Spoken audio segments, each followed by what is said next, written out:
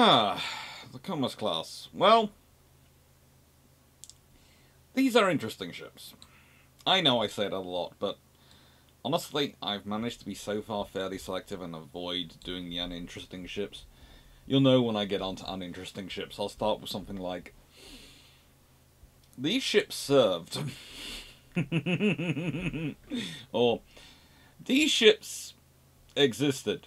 Or, these ships were built. Comus class are interesting ships. They start life as a protected corvette. Later on they become a third class cruiser. Really, that's more to do with the later 1880s and the world they're inhabiting then, but this is the point. The Royal Navy in the 1860s is lost. The Royal Navy in the 1870s is going, we need to find a way. In the 1880s, they start to find a way.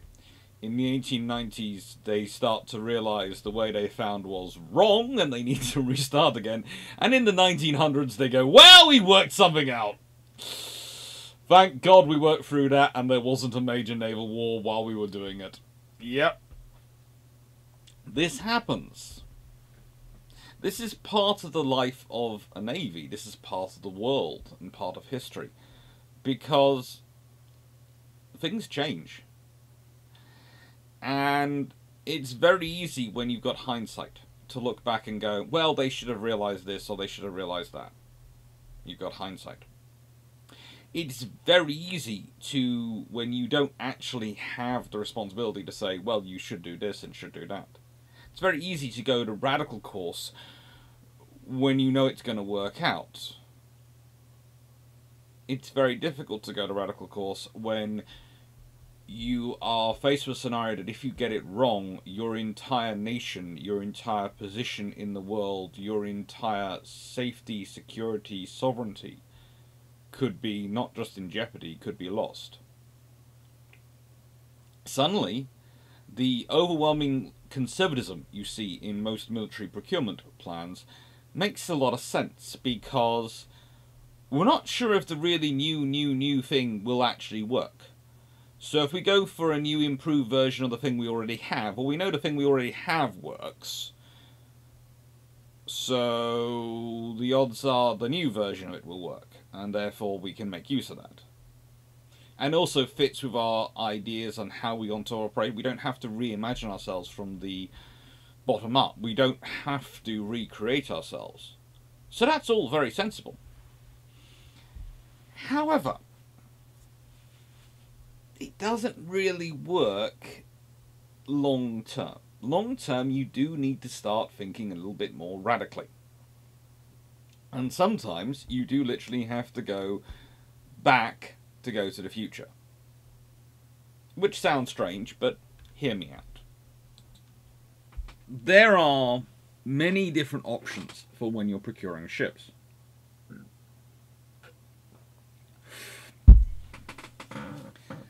The safe option is to go for a slightly improved version of what you've been with before. But the safe option is not always the right one. It's also not even always the safe option. The Royal Navy of the 1870s is a very structured organisation. There is definitely a level of class going on. There is definitely a level of rules and focus on spit and shine, but there is a reason for this. The Royal Navy of the 1870s is a global policeman. It is a presence force. And as you will have heard me say many times, one of the key things of presence is image. This is one of the reasons why I will quite often go on about, well, I'm not really a fan of the grey ships. I don't think necessarily painting all our ships grey these days is sensible. There was an argument for it in the Cold War. There was certainly an argument for it in World War II, etc. But even then they usually had some form of camouflage. I think painting it just a solid grey is not that great. But I can see the cost argument for it. And, okay, if you're making the cost argument for it, then at least I expect you to maintain those standards of quality and cleanliness. Why?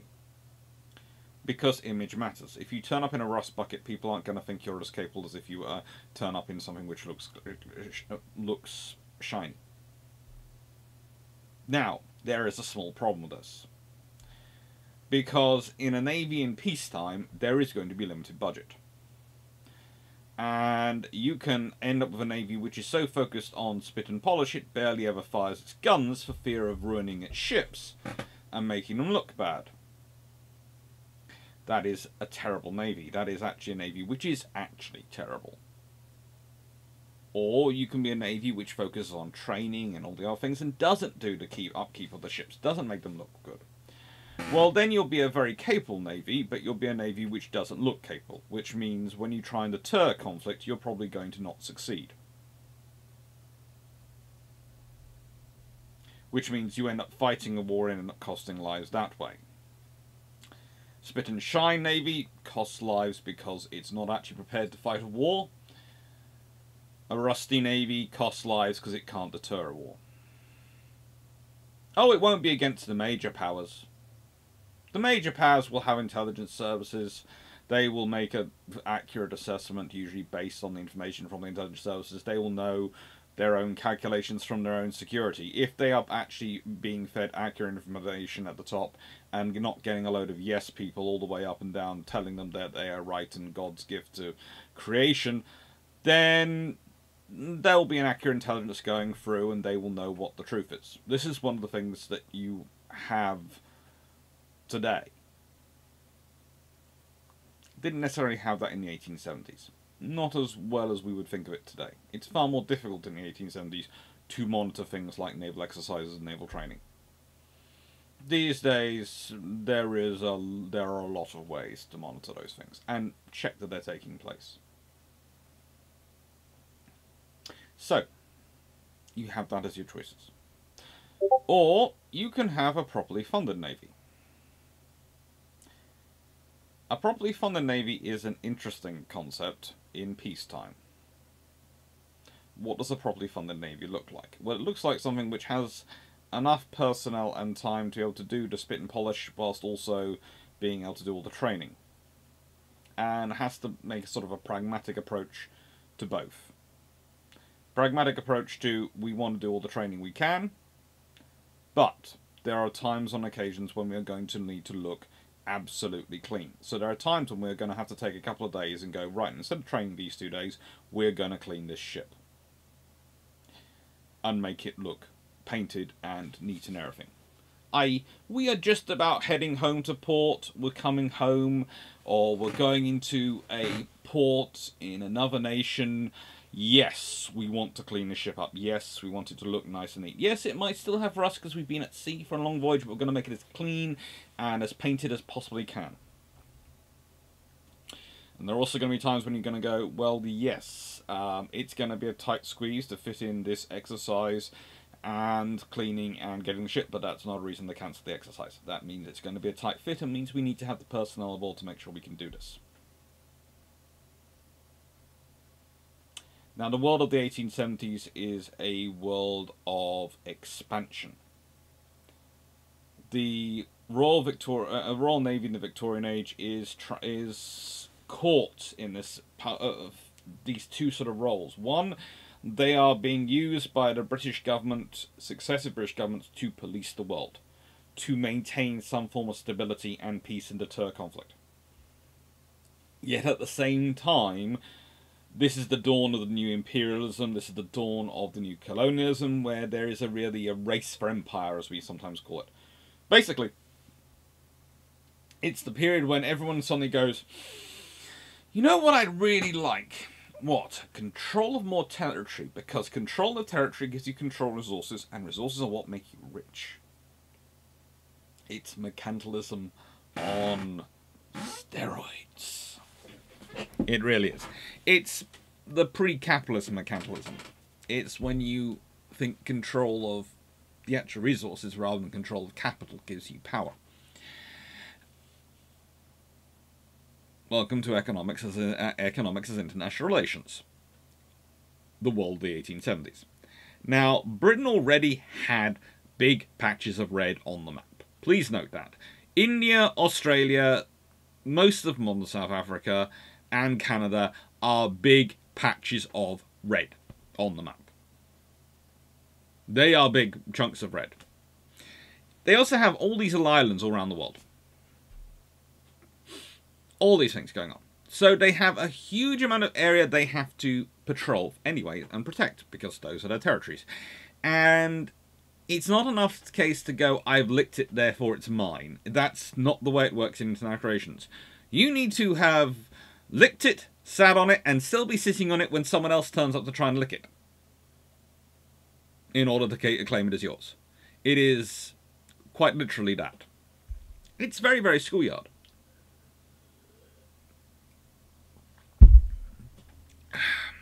It is. So this is what's going on in the world. And this is the world in which the Royal Navy starts to conceive of the Comus class frigates. Well, when I say frigates, they call them Corvettes, and they call them protected Corvettes. This is because they have, of course, the ironclad frigates also around at this point, HMS AK, HMS Warrior, etc. But the Comus class are in many ways more the traditional frigate than the HMS Warrior, which, as we've been over before, HMS Warrior, and I'll be going over in a video on HMS Warrior later in this series, is pretty much the ironclad frigate battleship. She is called a frigate because she has a single deck of guns. But, and this is the important thing, but there are not any ships of the line which would really like to tangle with her. In fact, they probably, if they saw her coming, submit their note of sickness and request medical leave for at least 6 months. So this is where the Comus class comes in. Now, they had originally 6-inch guns on the sponsons. Please note, these are interesting systems. On one vessel, well, on Comus they start out as the first generation of breech-loading 6-inch guns, which are decided to be absolutely terrible. And quickly they go back to their muzzle-loading variety. And then on the last 2 ships of the group, they actually return to those 6-inch guns, but 2 new 6-inch guns, the Mark II. These ships have a broadside. But they have a broadside which, frankly, no one really wants to take on. There are not many small ships running around the world at this point which would really like to take on the broadside from a Comus class protected corvette. And there is a reason for this. It has the early period version of compound armour, in that it has wood over iron and steel. It's iron steel hull. It has wood over that to protect it.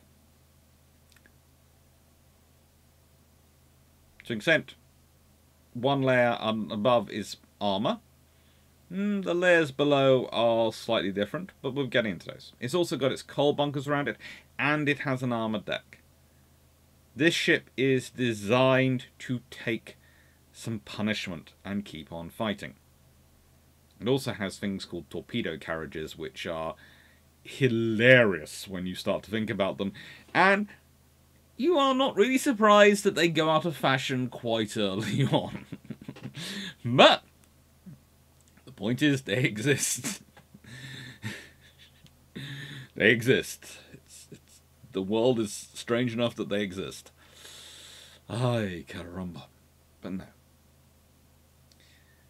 Again, the Royal Navy builds 9 of these ships. What are they for? Well, if we go back to this, you have a large amount of space you have to sit on.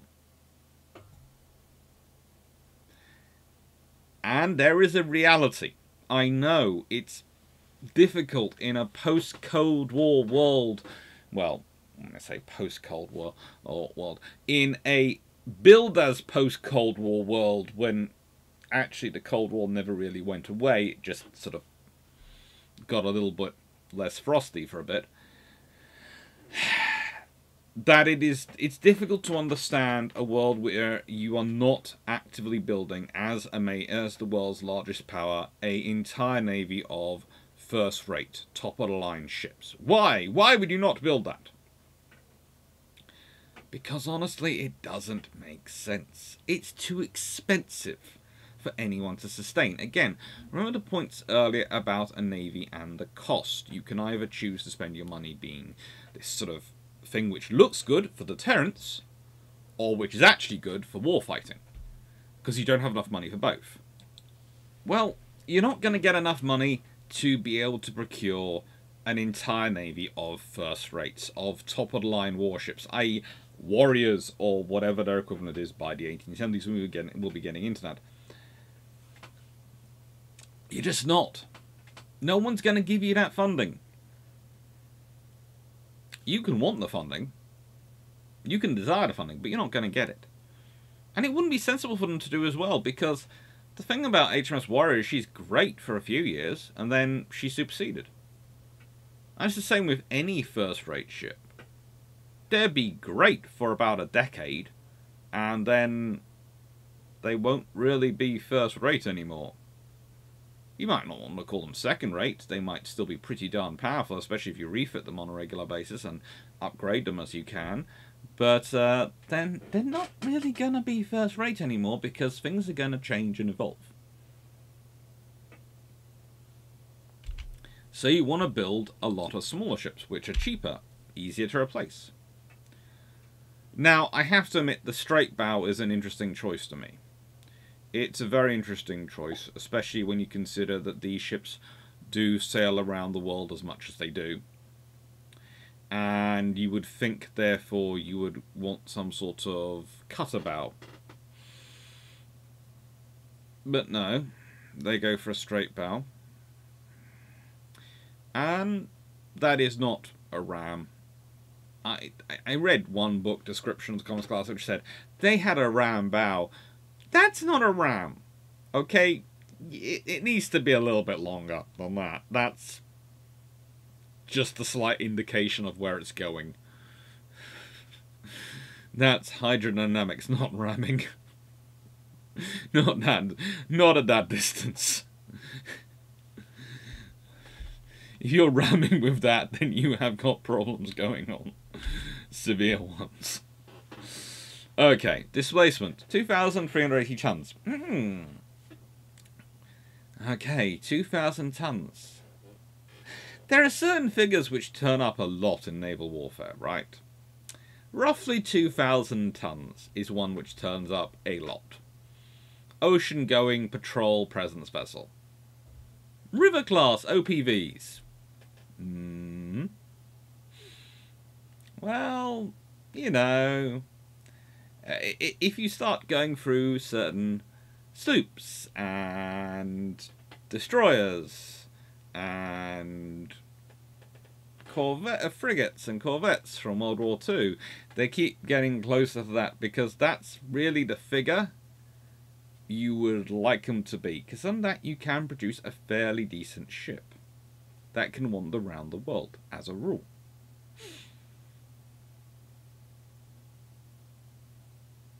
Those figures, by the way, if you want to check them out for history, are 2,000 tons, roughly 6,000 tons, 10,000 tons, and 16,000 tons.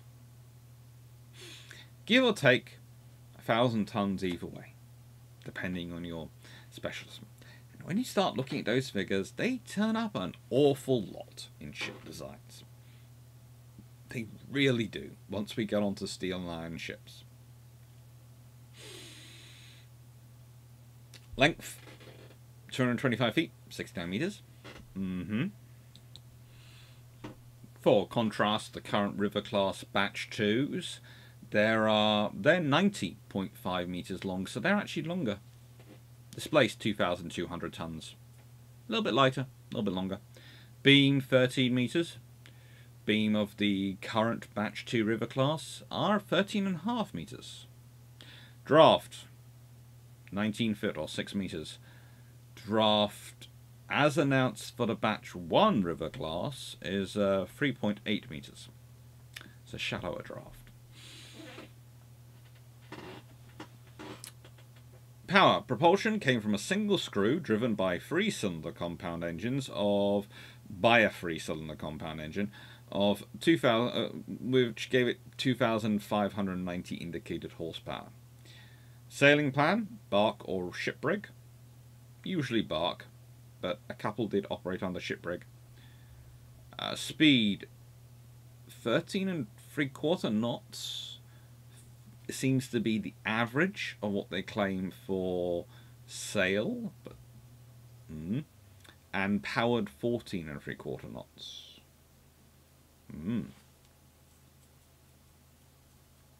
I'd probably think that's powered with both things going, both sails and engines.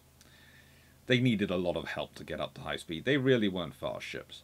Armament: Comus, as mentioned, 2 7-inch muzzle-loading rifles. Those were fore and aft. If we go back to this design, you can see them. They are literally the fore and aft guns. And their purpose is quite simple. They are the big weapon. They are muzzle-loading rifle guns, and they are there to give them, well, to an extent, some stopping power. Some capability to intimidate something. For BL6 breech loading, that is BL 6-inch, 152mm 80-pounder guns on sponsons. There is a reason why she's the only ship which has those, and those get changed very quickly.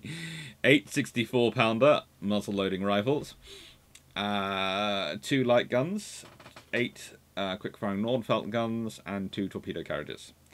Now, she quickly gets changed to the Curacao to Constance loadout, which is the 2 7-inch muzzle-loading rifles, the 12 64-pounder muzzle-loading rifles, and 2 light guns, 8 quick-firing Nordfelt guns, and 2 torpedo carriages. Now, interesting enough, Canada and Cordelia, the last 2 of Batch 2.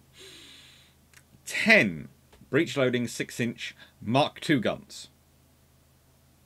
Which I have to say, I found interesting, because once you started realising, well, you have the 4 in sponsons, you have the 2 fore and aft, so that's taken up 6 of those. You then have 2 more at the gun down below on the main deck, on either side. So you have a broadside, broadly speaking, of 6. Whereas the earlier vessels managed a broadside of, well, the 2 7-inch and 6 of the 64-pounders. So they had a broadside of 8. It's an advantage for them. It's useful for them to have the slightly more guns, but also there's a reflection that these ships are presence vessels. They're going around the world. Do they really need the firepower of the 7-inch gun? Obviously, for Constance, they decided yes, they did. But for Canada and Cordelia, they thought the new 6-inch Mark II guns, the breech loaders, were better. And also, there is the fact that breech loading guns at this point don't, how do I put this, technically require less crew to service them than the muzzle loading, but they do seem to be less, well, once they get them sorted, this is not, of course, including the Mark I, the Mark II, less injurious of crew, which is better for a longer range, distance station. Armour. Deck, 1.5 inch over the arm engines. It's nice to have it. It's nice to have it, isn't it? What are you after now? So, something which is worth considering about these ships is that a major task which was approached by Nathaniel Barnaby, who was the chief constructor of the Royal Navy from 1872 to 85, so was in charge of this, was how to protect the hull from the damage done by having electrolysis. Hang on, I think I mispronounced that. Let me check I'm pronouncing it right.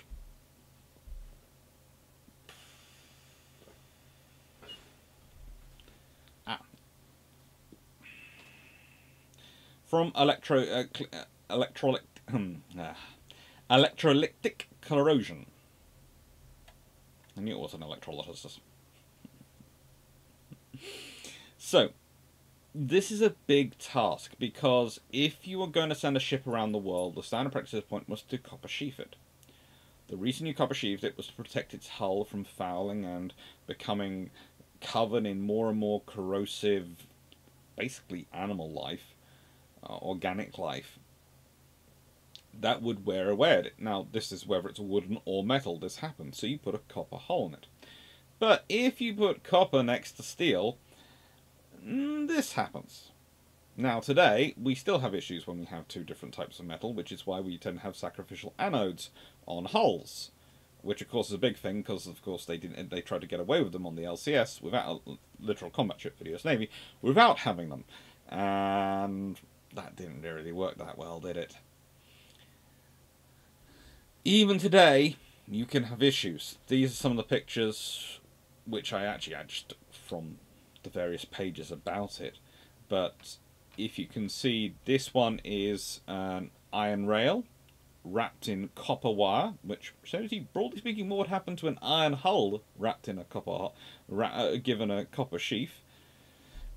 Then you have, well, of course, these are sacrificial anodes, and this, always fun, shows mild steel cable ladder and stainless steel bolts, the corrosion occurrence environment. So there are two different types of steel, and there's still corrosion. So how did he fix this? How did Nathaniel Barnaby work this out to stop these ships being dissolved very, very quickly? Well, it starts off with timber. They had two layers from the keel to 3 feet above the waterline. So the copper sheathing went to just above the waterline. The two layers of timber went to 3 feet above the waterline. That's 0.9 meters.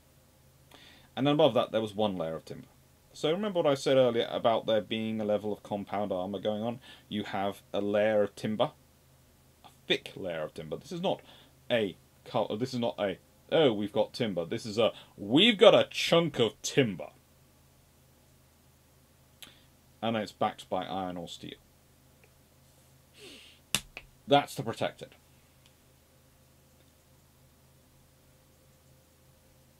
From 3 feet above the waterline and below, you have two layers of that timber.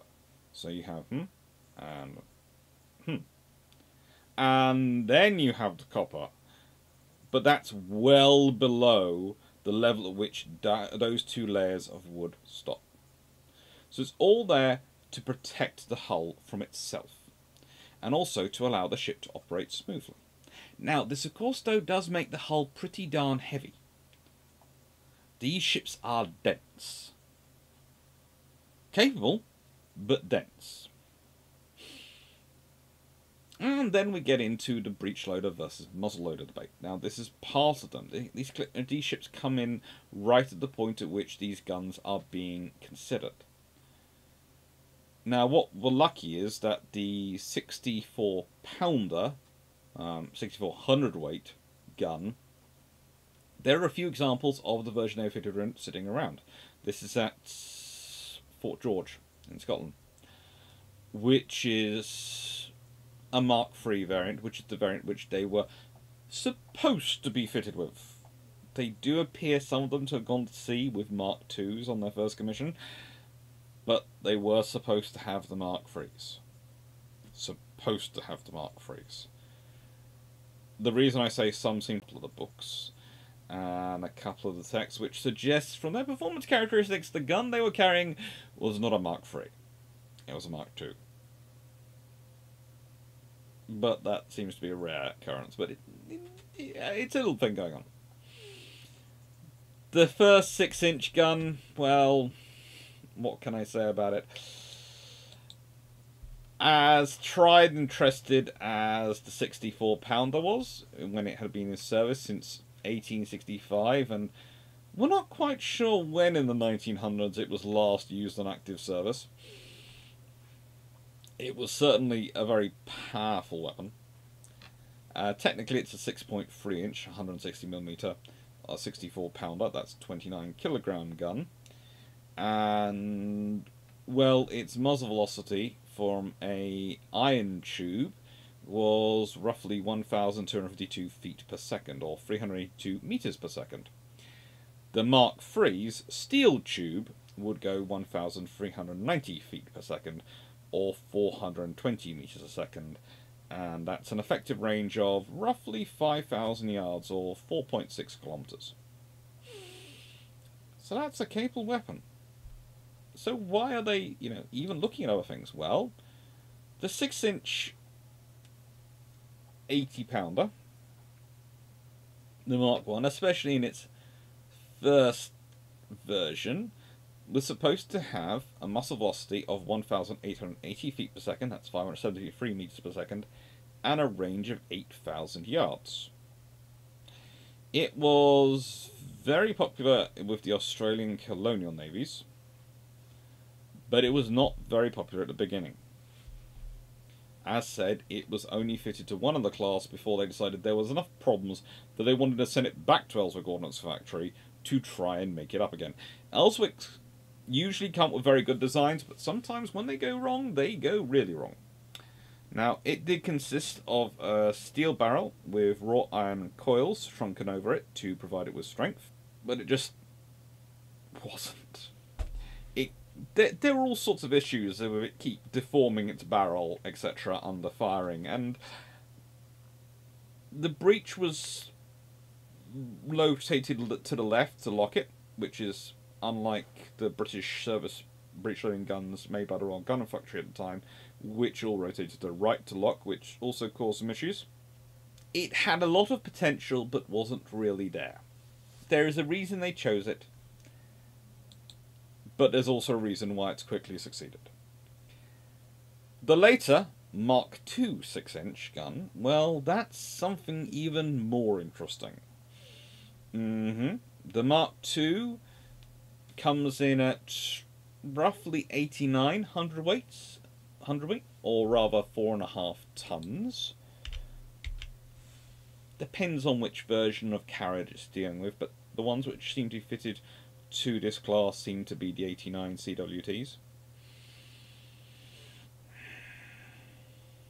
And its breech is a free motion interrupted screw design to make it actually secure. Again, one of the problems they'd had with the first one was that they didn't feel the breech was secure. Fired a 100-pound shell, which was important, and was capable of roughly 1,913 feet per second, or 583 meters per second in their firing, roughly, and had a range of 10,000 yards, or roughly 9 kilometers. So yeah, there are reasons for going there. But the 7-inch gun, and please note, one of the interesting things of history is that if the treaties had gone a different way, I have a feeling the 7-inch guns would have been a very popular weapon.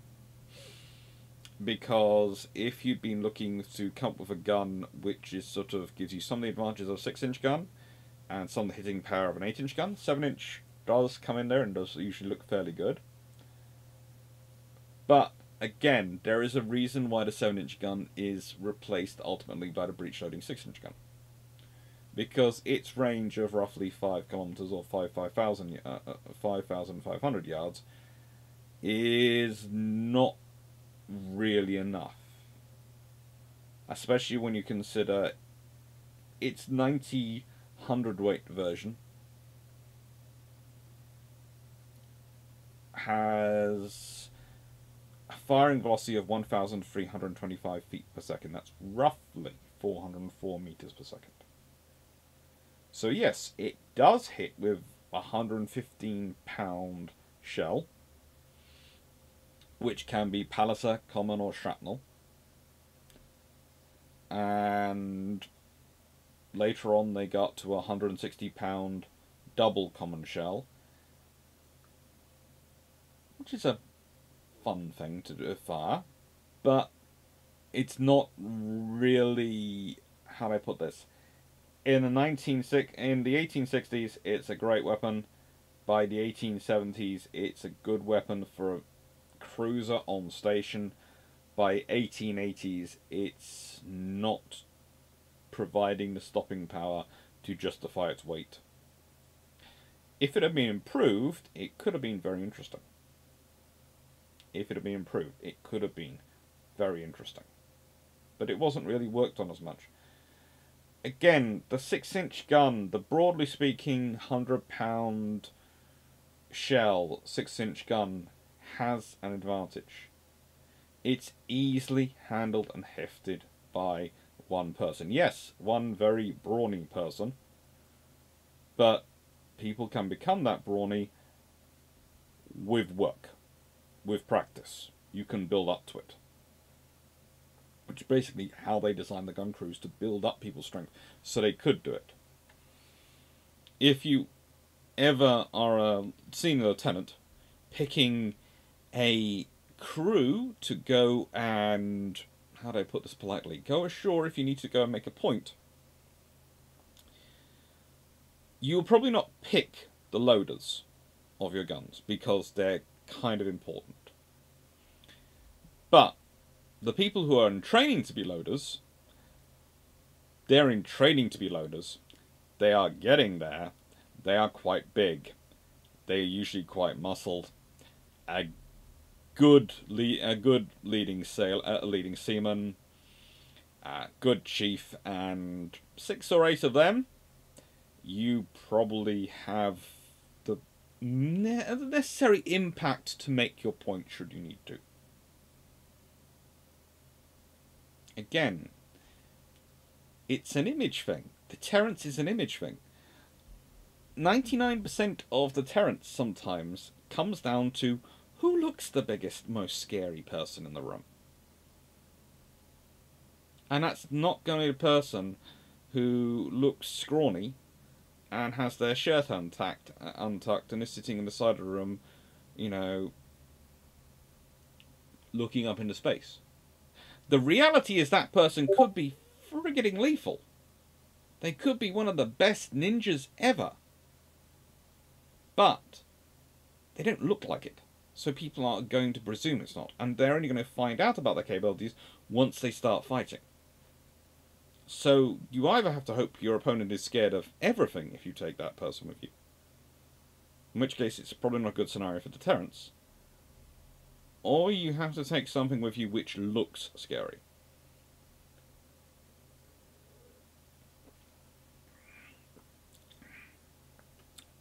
And these are the battleships of the time. This is HMS Inflexible, which is, oh good god, an interesting ship.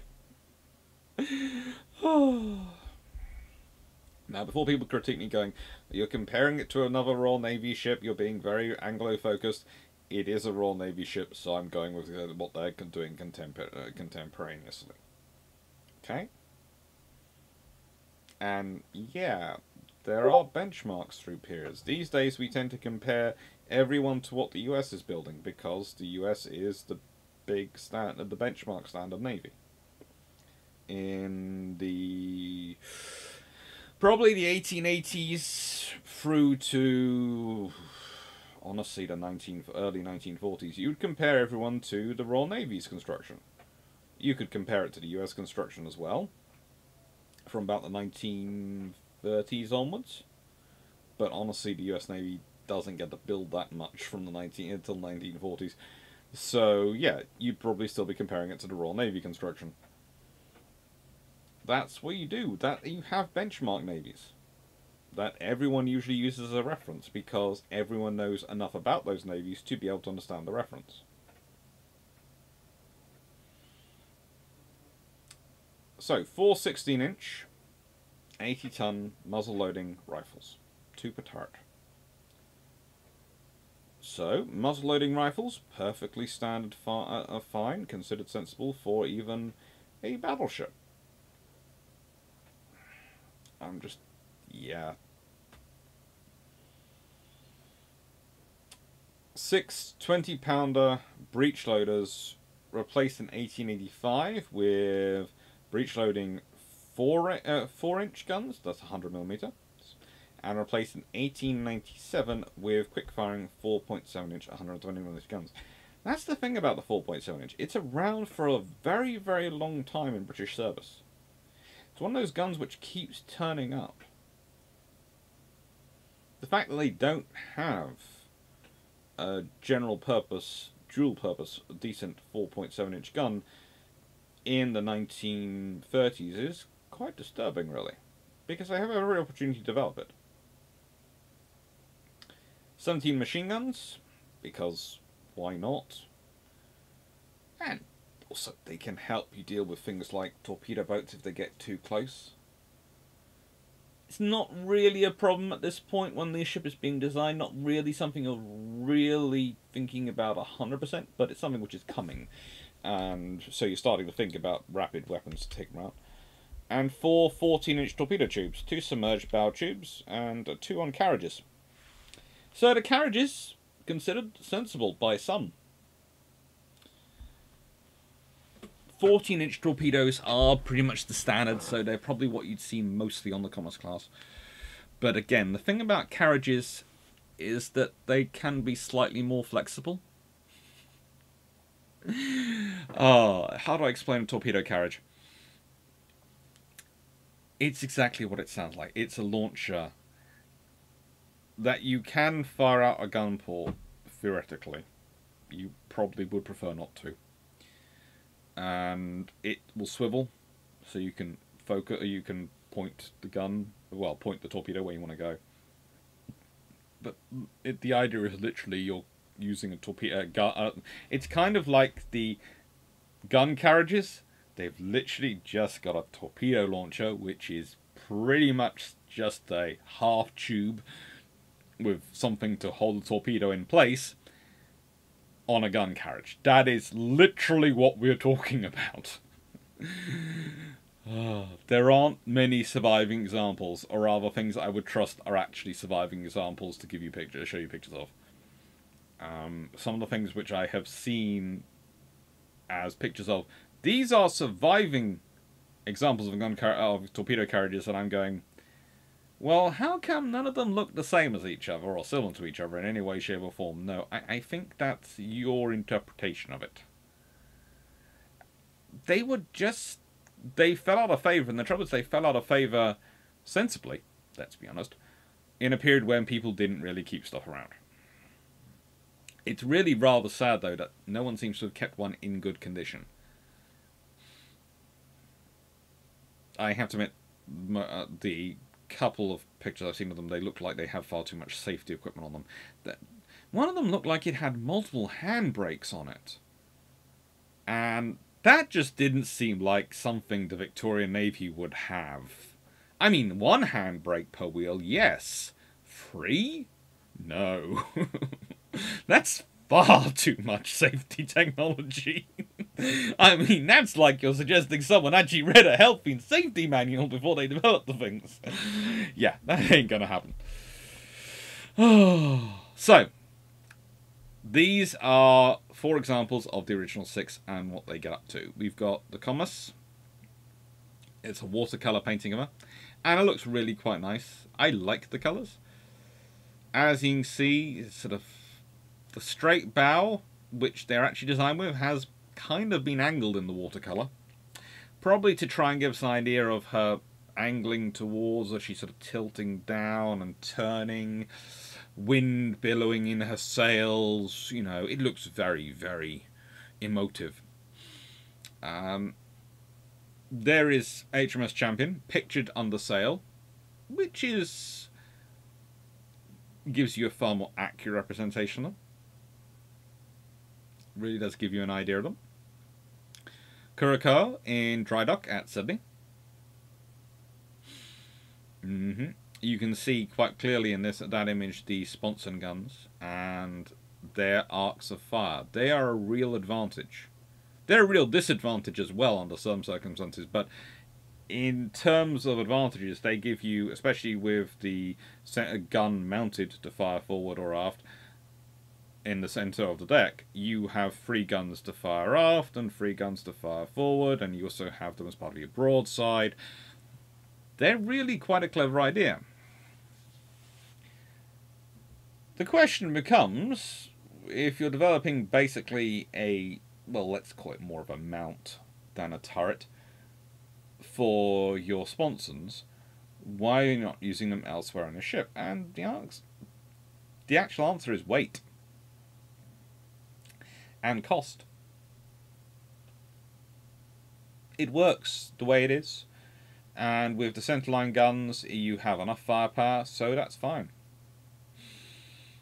And Cleopatra, this is her sailing as part of a detached squadron. She is the second from last ship. The actual image goes on to about here, and is spread across 2 pages in a book. It's got another 3 ships going off this way, but yeah, you only need to see the second from last and see what she's stylized as. She is basically looking as another ship in the line of, broadly speaking, third-class cruisers, as they were called by that point, but protected corvettes, frigates. These ships are for the cruising role. They are the traditional frigating role, and that's what they're doing. They're providing presence, they're providing numbers, they're providing capability.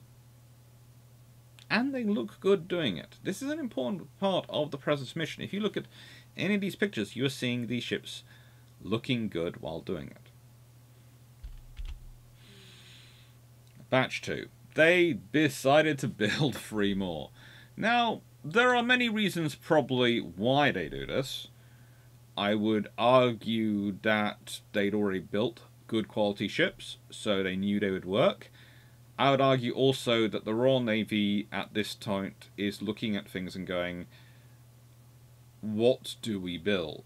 If you've got battleships coming around and they are starting to look like this, well, this cannot do the cruising role. It's too complicated, too expensive, too finicky.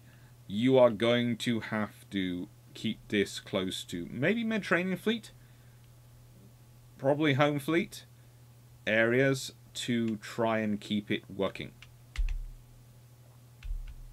You need a presence ship around the world. What do you build? Well, we have this class which already works. Let's build 3 more of them. That'll do us until we can figure this out. Again, it's a practical choice. But it's also rather like the Batch 2 Rivers, which the Royal Navy's built.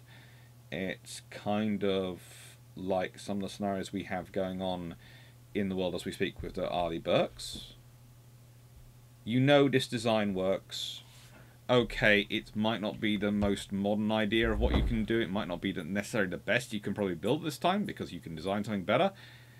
But the problem is, if you start trying to design something new, you have to make choices about what you're going to put in it.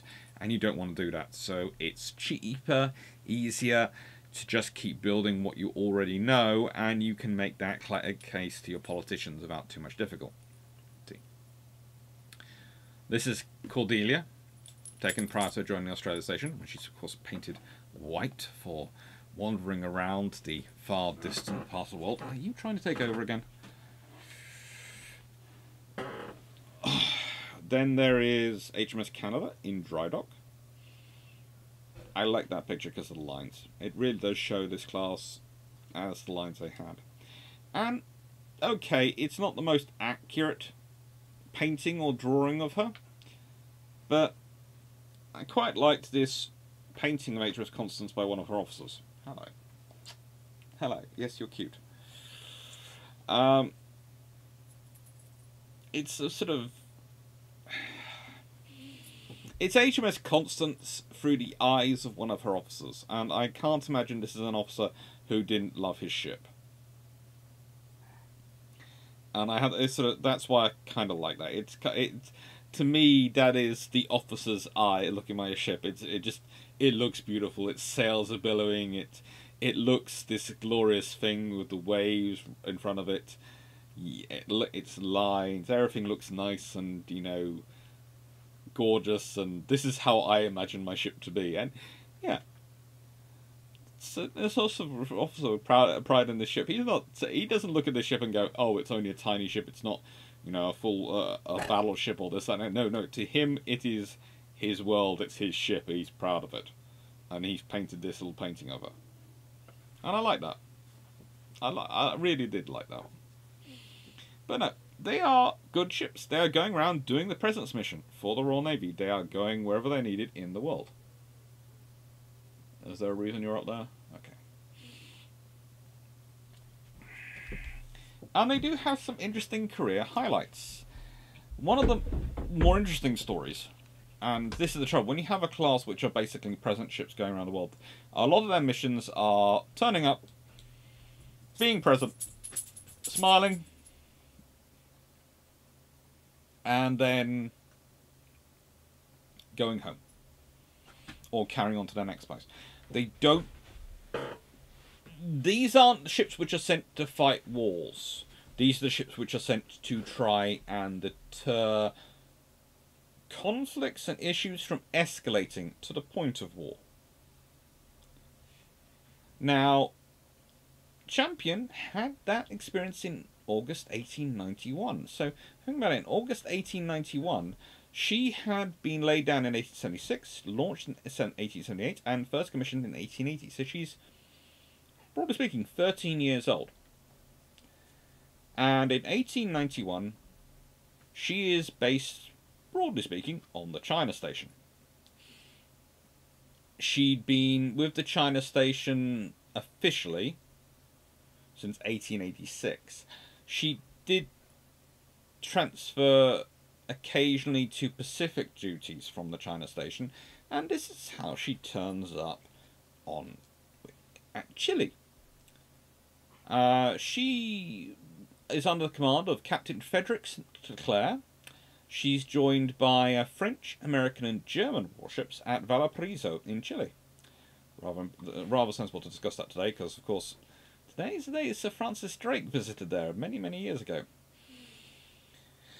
And they were there to protect civilians and their consulates, of course. Civilians and consulates. This was during the Chilean Civil War, and there were issues because the Chileans were getting pretty violent with each other. And this is when the officers do something which is pretty darn cool, but also pretty darn showing of what the capabilities are going on. Because the lieutenants ashore have a discussion. And they have pretty much their orders and their captains. And they find that there is a little bit of a protest going on. And the President-elect has decided to point some machine guns at the protesters. And lieutenants wander down and wander in front of the guns in full uniform.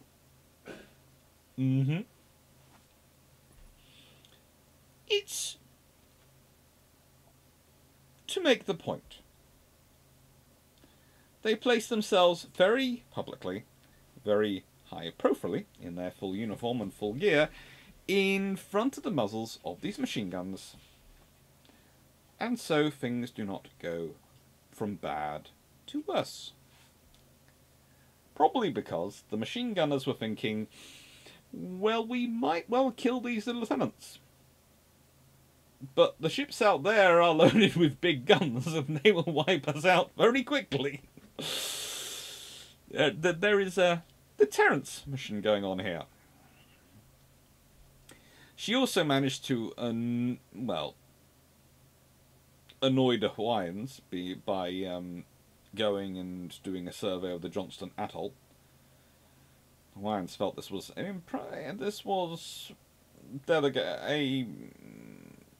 impact on their sovereignty, the British were surveying it as suitable for a cable station. And they sent Champion to do that visit because, well, she was the closest ship. She also, under the command of Captain Rooks, turned up at the Pitcairn Island and provided them with a criminal code to reorganise the government of the colony, because it was found they didn't have one, and he decided that, frankly, they needed one. Right then. And so, he wrote one.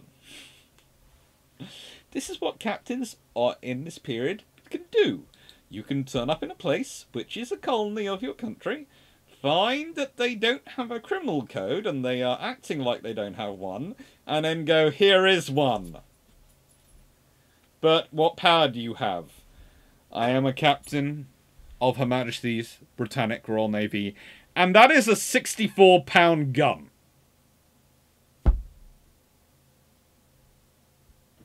What power do I have? You have enough power, sir. Thank you. Good. Just checking. Comus, well, she had just as much fun. She was commissioned in 1879, went to the China Station under Captain James Earl and the first lieutenant, who later would become a rear admiral, George Naval.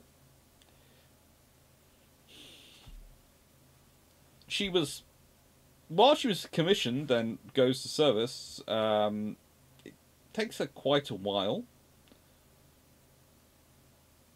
to get there. She does a lot of visits on the way, and includes a search for the Knowsley Hall, an iron sailing vessel which had not been heard of from since departure from Liverpool in May 1879. She searched the Southern Indian Ocean, but couldn't find them. In 1880, she returned to the Crozet Islands and deposited a cache of provisions at Possession Island for the use of shipwrecked mariners. Now, this is one of those things at the time that the Royal Navy and a lot of navies did, was they would maintain on these sort of little distant islands and archipelagos around the world, places where there weren't many people, they would put caches of provisions, long-life foodstuffs, etc. And fresh water and the means of making fresh waters and fuel all would be stored in, sometimes they'd be buried, sometimes they would literally be stored in their boxes, just sitting there, but usually they would find a way of storing them safely, and it was known on maps, on navigation aids, where these caches were. So navies would maintain them as a way of life-saving, basically. You could get your lifeboat to that island, so you could wander around the island, you would find the cache. They would keep you alive until hopefully someone turned up to check if anyone was there. Now, in 1882, she had a very important job. She took the Marquis of Lorne, who was one of the first non-royals to marry into the British royal family, who was Governor-General of Canada, and his spouse, Princess Louise, daughter of Queen Victoria, to British Columbia. Now, interesting enough, on the trip, there was an anonymous note threatening the ship with destruction when the couple boarded. The idea was the ship would blow up. They searched the ship, they found nothing. And so, with the escort of the only other suitable ship in the harbour, the US revenue cutter, the Richard Rush, the Corvette left the next morning. Basically the US sent a cutter to escort them because, frankly, they're in San Francisco. This is American waters. The Americans were worried that some idiot American was going to cause trouble, so they had the Richard Rush there to deal with any idiot Americans, whilst Comus was basically armed and ready to deal with anyone else who came after them first. It was going to be a race to see who would shoot first. Anyway, Comus delivered the couple to Eskimo Harbour at Victoria in British Columbia in September, and then she returned the favour of Richard Rush and her escort by rendering assistance to 2 American vessels in distress off Vancouver Island, which led to Captain East, her commander, being awarded a gold medal by the President of the United States at the time. Now, that president was Chester A. Arthur. Not a president many people who aren't American actually remember, but a fairly decent gentleman by all accounts. Preceded by Garfield, succeeded by Cleveland. Does a decent job. And, as I said, awarded a medal for them for their saving of those two ships in distress. And again, this is not an unusual duty. This is not unusual for what these ships are going to do. They are going to be ships wandering around the world, dealing with situations as they come across them. They don't have the choice to stand aloof from things, because the whole point about presence and deterrence is you get involved in things. That's how you build up the relationships. That's how you build up the capabilities. That's how you build up the understanding for people to know about you. So, legacy. Ooh, legacy. What is the legacy of these ships? Well, this is the last remaining mast of them. Well, it was. It is the mast from HMS Cordelia. It was used at Ganges. It was the foremast from Cordelia. It was used as Ganges as part of the training establishment and a part of the imagery and the facilities of that place, because it was a well-built mast.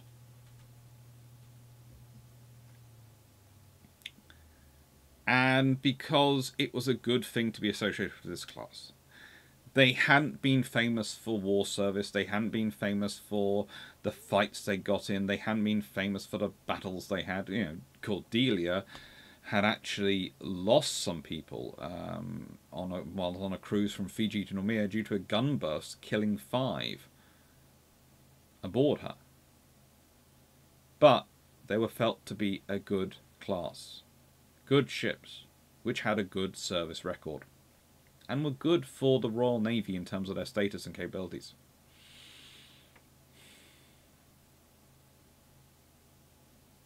They had done what was asked for them, and this is the important thing for this class. Each of these ships, all 9 of them, and I know I only have pictures of 7 of them, which annoys me to an extent, but I wanted to have decent pictures.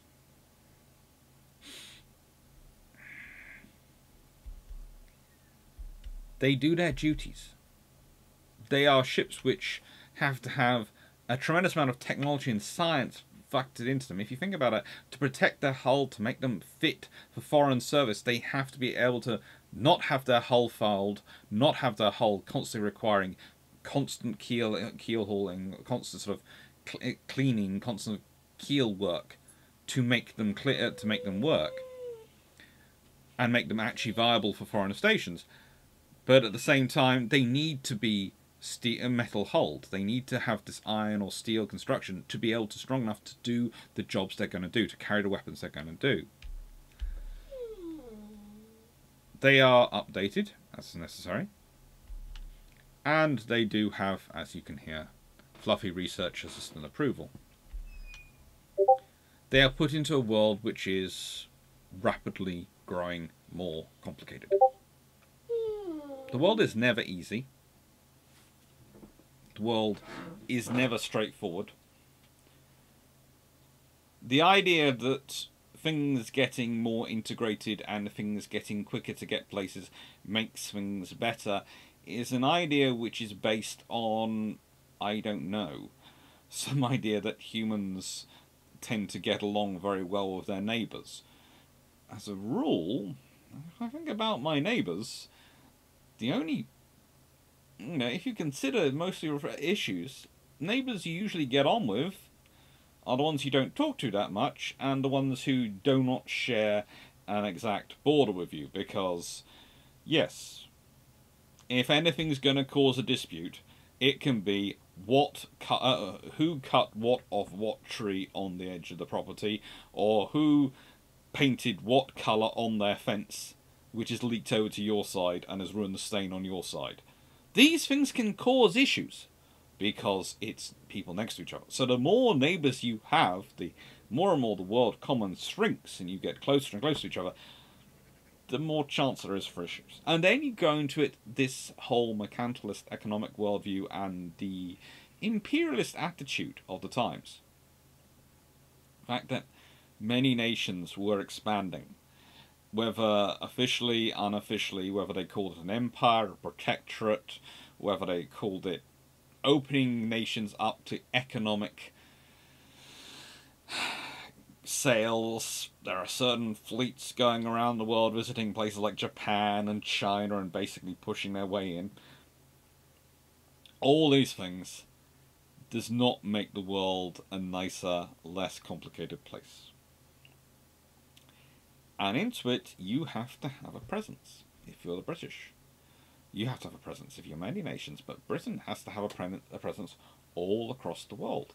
They can't afford to stick to the Atlantic Ocean. They have to be in the Indian Ocean, and they have to be in the Pacific, because of Australia and Canada. They have to be in every ocean around the world, and that's expensive, and that requires ships, which are built to do what they need to do and go where they need to go, but most importantly, they need to be ships which are value for money. And that's the Comus class. They are never going to be your first choice. We're going to battle. I pick the Comus class! Why? What happened to you? Who bashed you over the head?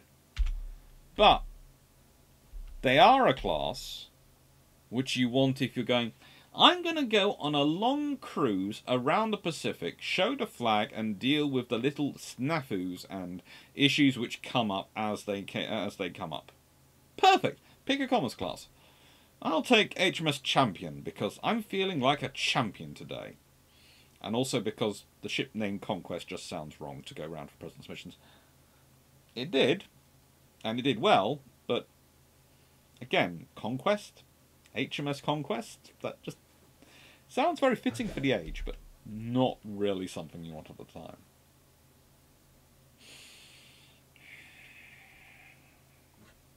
I do love Constance as well. I think that's a great name for a sea ship. We've gone straight to the D's in our destroyers. We skipped the C's again. I think having an HMS Constance again would be a good one. And again, you are not going to send a ship you do not trust to take the Queen's favourite daughter, also reputed to be their prettiest daughter at the time, around. She might be now married to a Marquis, who is now Governor General of Canada. There are all sorts of things which might be the case, but you are still not going to trust her moving around on anything you do not feel is absolutely safe and secure and able to get her there without any issues. So, good ships. Useful ships. And I hope you enjoyed this. I really do. So what could come out? Well, we've got the Battle of Coronel and Respect now on the 6th of January. Mainly because something's come up on the 5th of January, so I've moved it. I hope you don't mind. Other than that, we stick to the Thursday night, Sunday night lives once we're into January. I don't have to have the video won't be coming up every single day. There will be a video every single day of the first week of January, because I realise for some people the Christmas period doesn't necessarily end with New Year's Eve and New Year's Day, so that's going to be coming up. And yeah, these are the Christmas topics. That's fun. Thank you very much for watching. I hope you've enjoyed. I am now going to pat a poodle because it seems to be that he is demanding some attention. Take care, everyone. Having fun.